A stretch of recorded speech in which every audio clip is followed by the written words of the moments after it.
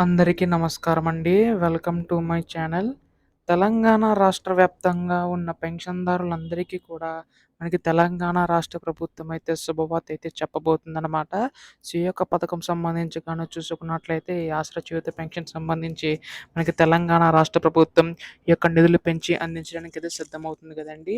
ఈ యొక్క ఆసరా చేయూత పెన్షన్ కింద ఎప్పుడు నిధులు అమలు చేస్తుందని చెప్పేసి చాలామంది పెన్షన్‌దారులు అయితే ఎదురు చూస్తున్నారు. సో, వారందరికీ కూడా రాష్ట్ర ప్రభుత్వం అయితే శుభవార్త అయితే చెప్పబోతుందనమాట. సో, ఎప్పుడు అమలు చేస్తుంది అనే దానిపై ఈ వీడియోలో పూర్తి సమాచారం తెలుసుకోవడానికి అయితే ప్రయత్నిద్దాం. ఈ వీడియోనైతే ఎక్కడ కూడా ఆపకుండా చివరి వరకు అయితే చూడండి.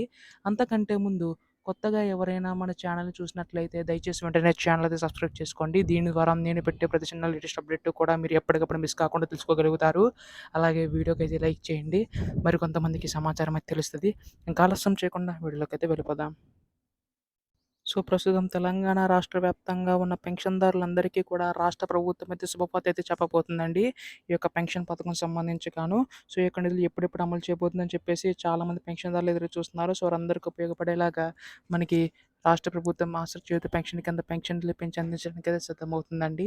ఈ యొక్క పెన్షన్ సంబంధించి గాను చూసుకున్నట్లయితే మనకి తెలంగాణ రాష్ట్ర ప్రభుత్వం ఇప్పుడు ఎంతైతే పింఛన్ ఇస్తుందో ఆ యొక్క పెన్షన్ పెంచడానికి అయితే సిద్ధమవుతుందనమాట.